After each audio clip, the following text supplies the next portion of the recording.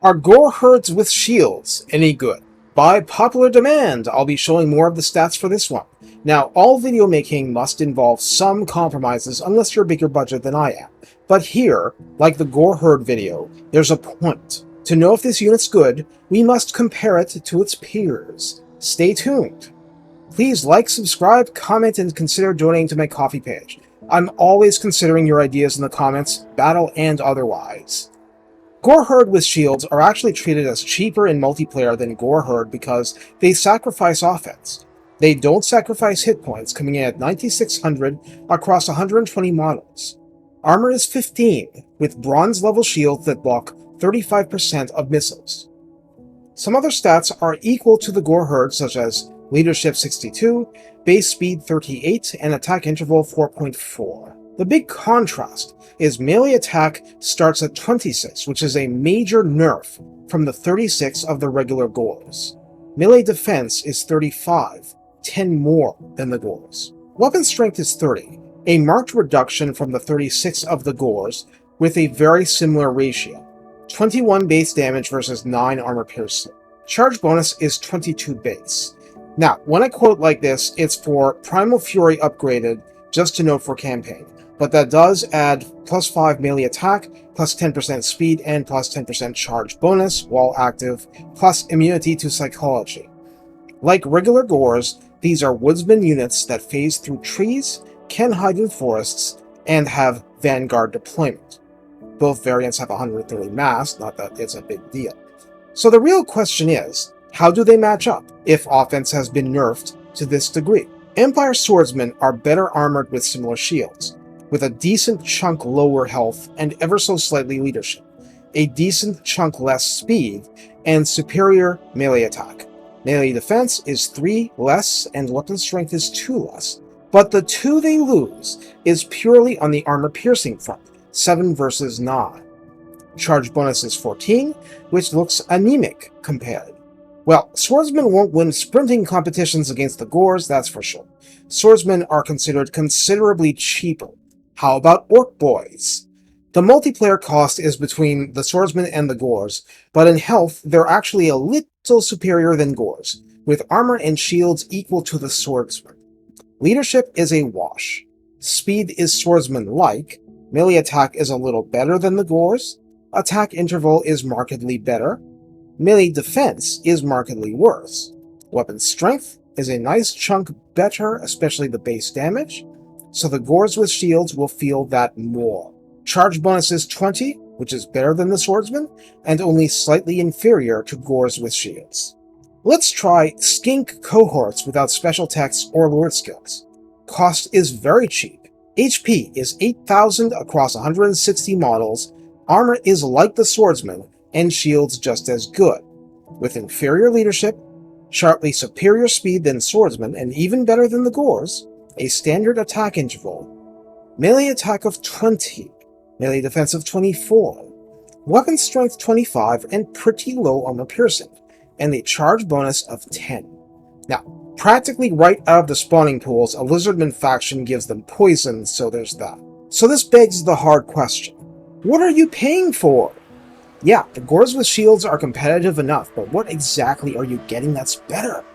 You're getting vanguard deployment on a pinning unit.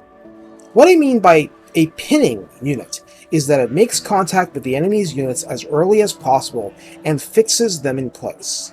With the regular Gors, I called it a knife fight. Both sides are getting hurt and it's a war between your DPS and the other side's HP to make the enemy rout or crumble.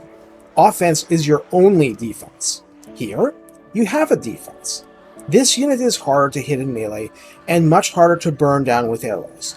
Can you do it? Sure, but 9600 HP is nothing to scoff at.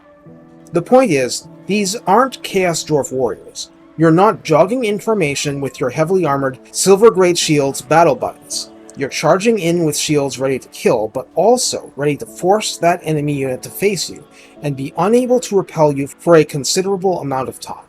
You're glue. They can't get rid of you, and you're grinding them down in the process, because your offense is certainly not bad. In fact, that extra armor piercing is slowly whittling them down that extra amount. None of this matters except in the context of a larger army. If you have Tuskgor chariots, a force pinned by Gor Herd with shields is a perfect target for a raking attack along the enemy's length. Both have Vanguard deployment. Or maybe it's Chaos Warhounds. Or maybe it's Harpies. The list goes on and on. Anything that doesn't simply wipe out your own Gors with friendly fire can take advantage. Almost the entire roster, really. In a roster filled with squishy options, the Gors with shields give you staying power. They're far from invincible, but pound for pound, they'll force the enemy to react, and they'll just hang around longer. That's how you use them.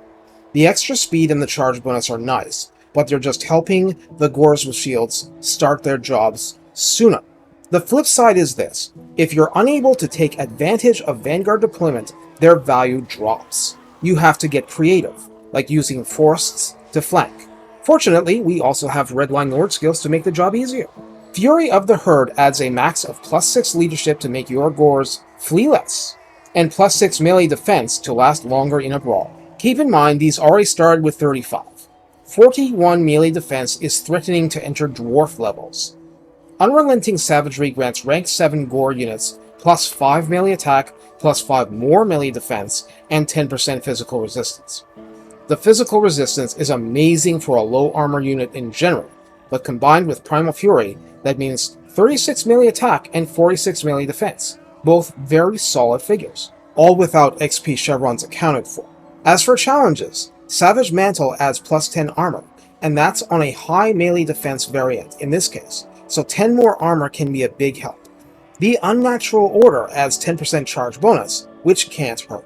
Point being, even though this is a unit that wants to be in contact with the enemy, the speed and charge bonus involved make it pretty decent at picking spots and making that hard initial impact. Besides, archer units tend to be fleet of foot compared to the melee infantry, so that extra speed gives your Gor infantry opportunities others might not have. With shields, you can close with the ranged stuff easier as well. Everything past this point is a matter of cunning and using magic and other advantages, but I think you have a good starting point. If I am to phrase it as if I'm some sort of beast sage, it would be this: your defense is your offense. The Gor Herd with shields is a unit capable of taking and holding ground against enemy front lines. Use that defense with aggression, and then apply your other unit's aggression to complement that. These are your shaping operations. Take care, and have fun pinning your enemies for your chariots to bowl over. Like pins.